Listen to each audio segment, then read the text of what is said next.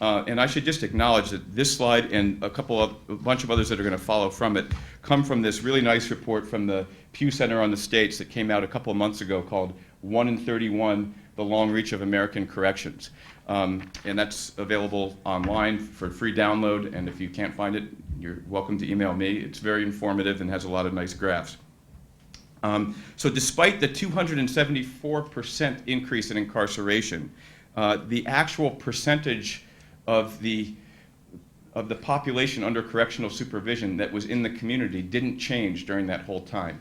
And what that means is that the raw number of people under community supervision was exploding at the same time that the number of people in prison was growing. So all told now, there are 7.3 million adults under some form of correctional control in the United States. And to put that into context, that's more than the populations of Chicago, Philadelphia, San Diego, and Dallas put together. It's also larger than the populations of 38 states, as the state total population and the District of Columbia. So it's not just about prisons, and in fact, the emphasis of our project is about what happens in the community. This number, so there's been this kind of watershed number now of we've reached a number of one, and on any given day, 1 in 100 American adults is behind bars. 1 in 31 is in some form of community or correction supervision, including being in the community. That number gets even higher if you break it down by demographic subgroup. So the first thing is that number of 1 in 31 includes both men and women, but the rate is far lower among women than it is among men. So among men, it's 1 in 18. Also, if you look at racial disparities, 1 in 45 whites are under correctional control, but 1 in 11 blacks, and that's black men and women. So the numbers get very, very high when you start breaking it down by gender, by race, and then by age, which is not shown on this graph. So this shows you where Michigan stacks up in terms of the rate of people under correctional control. And again, this includes incarcerated and also under community supervision. We now rank 12th out of the 50 states. Our number is 1 in 27. You see the high bars mean that there's fewer people under correctional supervision. So in New Hampshire, it's 1 in 88 people is under community supervision. In Georgia, which is the highest, it's like 1 in 12. So Michigan is the 12th highest. Its number, 1 in 27, is not that far off from the nationwide average. And if you look at most of these indicators, number of people in prison, and under community supervision, we are sitting right around the middle of the country, and that's actually another reason why it's a good case study for our research. This is a more in-depth profile of Michigan that's also available in that Pew Center report if you look at it online. And there's been, as in the rest of the country, tremendous growth in the number of people under correctional supervision. In 1982, that number was 1 in 110, and it's now up to 1 in 27. So that's from 1982 to the most recently available data, which I think was in 2007. And if you're into rankings, you can see where we rank in terms of probation. I can't even read my slide, it's so small. Probation, parole, and what is that last one? Prisons.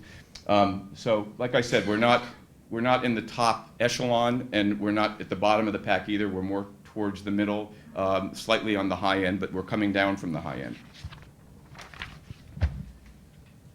In the same Pew study, they said, okay, we've given you the numbers of statewide averages, countrywide averages of number of people under correctional supervision. What happens if we start zeroing in geographically? Before I showed you the kind of demographic profiles, but what if you start looking geographically?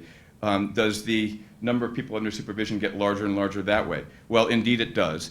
So they start with a slide that shows in Wayne County, you have 1 in 38 people under correctional supervision. If you then look at Detroit, that number goes down to 1 in 25 adults, and again, this is men and women. So if you were to just look at men, it's a much higher number. And then they said, okay, within Detroit, what about different neighborhoods? And they looked at the east side, and they found 1 in 22 people under correctional supervision, and then got even more fine-grained and went to a neighborhood on the east side, Brewer Park, where there's 1 in 16. Now, several things are noteworthy about this whole set of slides I just showed. First of all, Michigan was the only state that was actually highlighted in this report for doing this kind of level of geographic detail, and that's because probably it's the only state that can readily provide that data. So that's kudos to the Department of Corrections. However, the data that they're actually relying on, as Dave will tell you more about in a minute, are not entirely accurate and reliable, because it's not any fault of the Department of Corrections or the Pew Research Center. I'm not trying to cast doubt on the whole study. It's just that we didn't know this either until we got into it. There's a tremendous amount of information in corrections databases that are captured by parole and probation agents that don't make it into the actual fields of the database, that instead get captured in their case notes. And when we started to look at where people are living, we noticed that a lot of that information is in the case notes and not in the fields of the database. So I just wanted to plant that seed in your mind, and Dave is going to come back and talk about that more when we talk about our project. But that's still probably the best data that we have on any place in the country of where people under supervision are living. I mean, there's just not much data or studies out there that do this kind of thing. This is a graph that shows you the budgetary consequences of this. The line, you can read off the axis on the left, which is billions of dollars spent in state general funds on corrections. And you can see that number is just growing enormously from about 12 billion in 1988 to somewhere around 47 billion in 2008.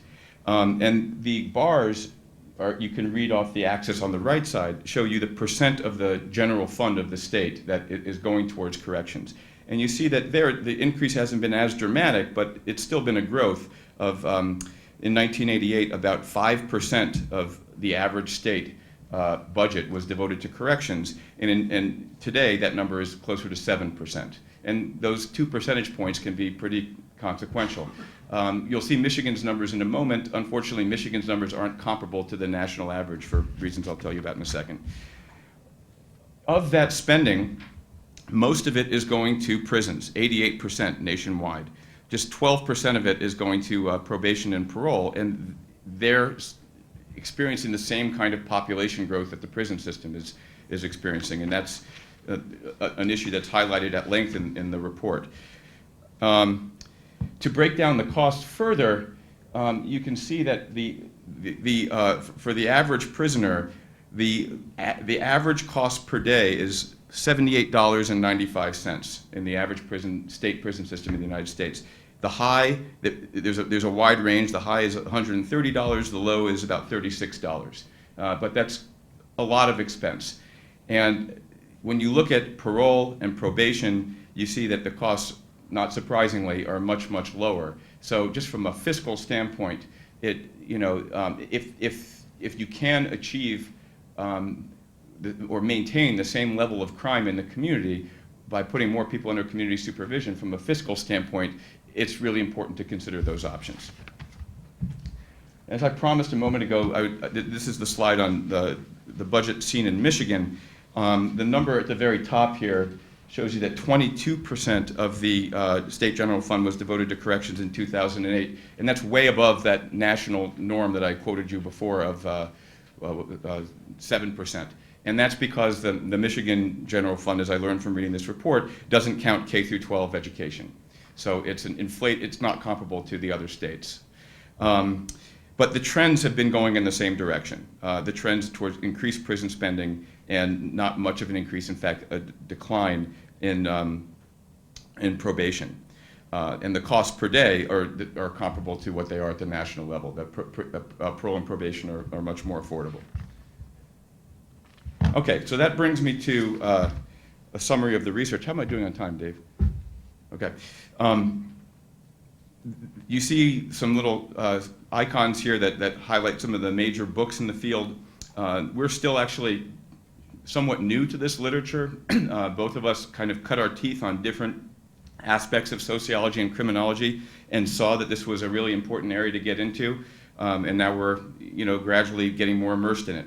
The major themes of the research are these three that I put up here. There's been a lot of work done by economists and sociologists on the prospects for employment among people who have a felony record or people coming out of prison. And there's some really interesting work on that Unfortunately, we don't have time to get into it today, but suffice it to say the picture is bleak.